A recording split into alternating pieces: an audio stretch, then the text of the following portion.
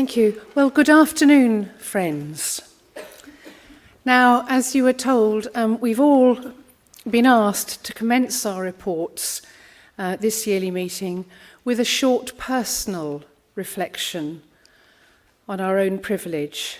And so I want to tell you just a small part of my story. When I was still at school, in fact, I just started in the lower sixth, I was 17, a long time ago, but nevertheless very influential sort of time. I suffered from the sudden death of my father from a heart attack. And you can imagine, as a young girl at school, it was a huge shock and a tragedy. Although he himself was not a Quaker, he'd been a conscientious objector and was possibly an attender, but his funeral was held at a Quaker meeting at the local crematorium. I had attended Quaker meeting with my mother over many years. And 18 months after this, and I had only just done one term in higher education, and a second tragedy befell us in that my sister, with whom I was very close, and she had only just started her GCSE exam year, she was 15, became very much more ill than any of us had realised, and worsening, she passed away in the Christmas holidays. As you can imagine, these tragedies affected me quite deeply, but I had had the privilege of being taken to meeting for worship since I was 8 years old by my mother, and looking back, I realised that the friends and attenders of my local meeting, which was Littlehampton meeting in Sussex, I don't know if anybody's here from Littlehampton, in West Sussex area meeting anyway, I suppose, but the friends and attenders really supported me. They prayed for me, they cared for me throughout this difficult time and beyond. I think sometimes at the time you don't realise what's going on, but looking back, I really know that. It may not seem much, an old chap from meeting talking with a youngster over a cup of tea, or other people's grannies and aunts being interested in things that you might be interested in yourself, but I appreciated the fact that these older friends were able to talk with me about death and the meaning of life. They too had suffered tragedies. And it was this very small interaction and support with others that enabled me to feel big enough, whole enough, and loved enough to be able to continue my life without going off the rails too much. And so I've always come to think of the Quaker meeting and the community to which I belong as a place of home. And in terms of privilege, I have been privileged to know the love of God through those friends who were around me and who knew me. And I feel so strongly now that our purpose is to continue to show that love to those whom we meet and with whom we interact. It's the love of God that I have received and that I know personally, that it enables me and drives me to work to show that love through my own actions and in all aspects of my daily life.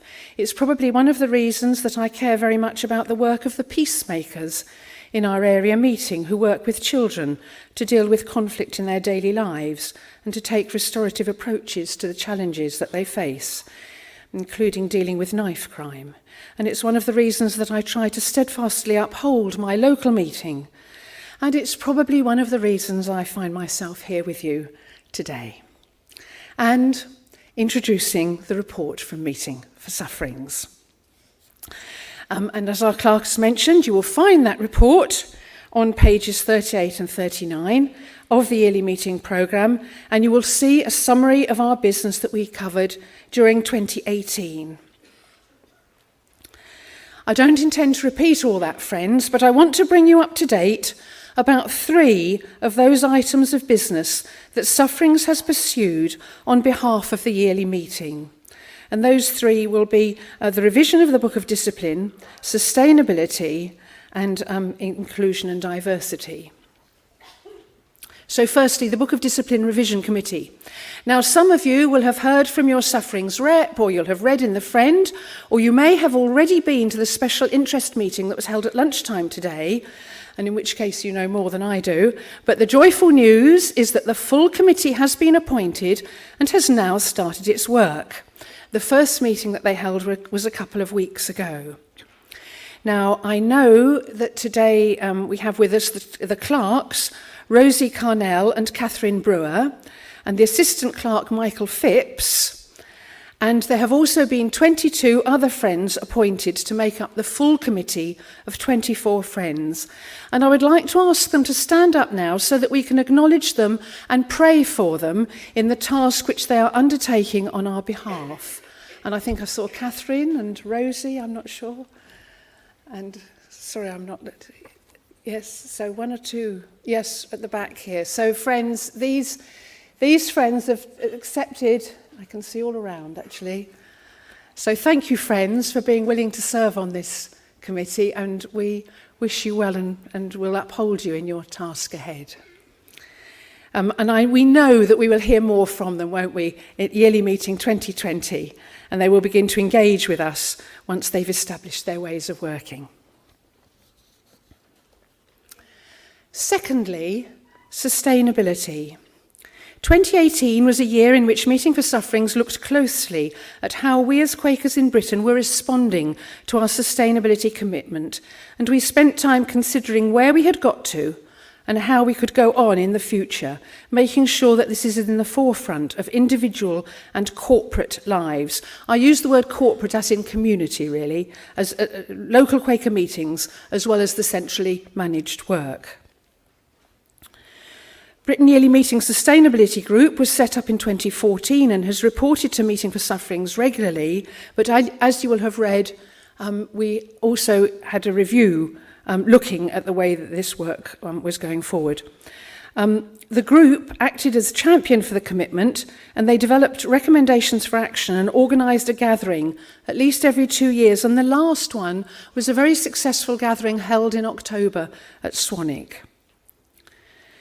Taking an overview, however, we are aware that there have been a lot of successes within British Quakers slowly building in sustainability. And this was the aim, really, is to embed it in everything that we do. Just to share with you, friends, some examples of successes at the three sort of different levels. Firstly, Britain Yearly Meeting centrally. I hope you all know, friends, that Friends House has won a Carbon Smart Gold certificate for 3 years in a row, which I think must be some kind of record, and has achieved a huge reduction in its carbon footprint, 24% now compared with 2017. The restaurant and the cafe here have developed eco and fair trade offerings, as we are well aware and can enjoy. Fossil fuel divestment by the Yearly Meeting has been agreed, and friends are working with other groups about encouraging divestment. And the Speaking Out policy, which Meeting for Sufferings agreed some couple of years ago, I think now, but it has enabled our senior staff to engage with other groups and to promote advocacy for care for the environment. So there's a lot going on that we can feel pleased about and we can help support. At the local level as well, meeting houses have been greening up. Several meeting houses have had Eco Church Awards, and friends have been working with Britain Yearly Meeting staff, but they've also been working with other churches and other faiths on some of these issues. And we know that Quaker Stewardship Committee is going to be working with area meetings to see what is actually going on in local meetings and seeing where there can be support to help meetings in their activities to reduce climate change. And then individually, I think we are all aware very much now of the importance of our lifestyles in caring for our planet. Elders and clerks are encouraged to find ways to explore these issues at a more personal and spiritual level. Now, in April 2018, Sufferings received the report of the group set up to review the sustainability group's work, and broadly, there were 3 conclusions that were carried forward. Firstly, the central and standing committees of Britain Yearly Meeting should continue to take increasing responsibility for their role in facilitating the movement of Britain Yearly Meeting to become a low-carbon, sustainable community. And an initial meeting took place in July last year, and a second meeting is going to take place this coming July to review progress, and we expect this to be an ongoing, regular item in the calendar that just checks out, what we're doing and where we've got to as an organisation overall. Secondly, conclusion of the review group was that the Meeting for Sufferings should maintain oversight of this issue, continuing to report back to Yearly Meeting each year on the progress of this concern, and that Sufferings was to do this by receiving annual reports from central and standing committees and area meetings, sharing successes, identifying where further support is required.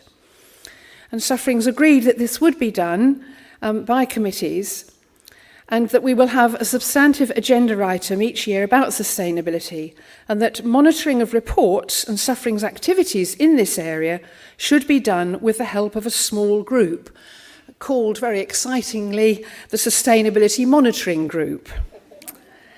Now, I know some friends thought, oh dear, this is taking time, what's going to happen? But can I inform you now, friends, that terms of reference have been agreed. Sufferings agreed those some time back. And I was hoping that I was going to be able to report that the members of the group have been appointed, and in fact they now have. And I think we're hoping that at our next meeting in July that sustainability will be on the agenda again, and we will say the process is carrying forward. There was a third thing that Sufferings also agreed, which was in October, which was that we would hold national and regional face-to-face gatherings and events that would nurture Friends' ministry in the testimony of sustainability, and we expect this to happen. So I hope that's a bit of an update, friends, on where we are with that particular item. And then thirdly, the other major issue, as we all know, is focusing on inclusion and diversity. It was 2 years ago that Yearly Meeting asked Sufferings to consider diversity in our committee and organisational structures, and to think of ways in which Quakers can remove barriers and seek wider participation in the full life of our meetings. Well, at Sufferings, we have held several sessions on this, and we have encouraged area meetings to consider some challenging questions too, and I'm sure you're aware of that. And more recently, at our last meeting in April, we spent time on this issue. We were fortunate having Edwina Peart, our Inclusion and Diversity Coordinator, reporting to us. And I'd like to just quote from our minute there, which concluded that some things are visible and others invisible. Those in a dominant group are not always aware of their dominance. We need to know ourselves and the baggage we hold, and we need, to enable us to be truly welcoming of others. Jesus asks us to love each person, whoever they are, not necessarily to agree or approve, but to love at a deep level. There should be no other. We are all family. And we are reminded of the importance of listening to each other at a deep level. And of course, we knew that diversity, inclusion and privilege was going to be considered here at this yearly meeting now, and Sufferings concluded we will return to this matter again. And so we will listen to what we hear from the Spirit during this yearly meeting and continue to work on this issue. So, in conclusion, friends, I hope I've given you a brief indication of some of the things with which Sufferings has been grappling. Our agendas cover all kinds of business, and I was rather pleased yesterday evening that Yearly Meeting accepted the changes to section of Quaker Faith and Practice as they had already gone through Meeting for Sufferings. You remember those paragraphs that we agreed, particularly about Chapter 4 and Chapter 6. And Chapter 4 was about the appeals process. We had in Sufferings considered this in some detail in April, as well as again in November last year. And I just wanted to draw attention, really, friends. It's not just about changing words, because one issue that is still ongoing is how we cope with conflict in our meetings. There is more work to do here, friends, and hopefully Sufferings will be carrying that forward. Our minutes are online. You can always, get onto the website and see them and read them. Some of them are the nature of minutes and a bit tedious, though I say it myself, but a lot of them are quite interesting. You just have to be selective as you go through. I just mean, when I say tedious, I just mean the regular business that we have to do because we're an organisation, But also, don't forget, you can always chat with your area meeting representative to find out more. And I do hope that all in your meetings you do give time to your reps so that you can share information on what's going on around the yearly meeting. It seems to me that the representatives who started their triennium in May of last year have really settled down into the demands of the role, and our meetings are often deep and spirit-led. I personally feel that it's a great privilege to have been asked to serve as the clerk for this meeting, and I am thankful for the prayer and commitment and the love that emanates from the members of the meeting.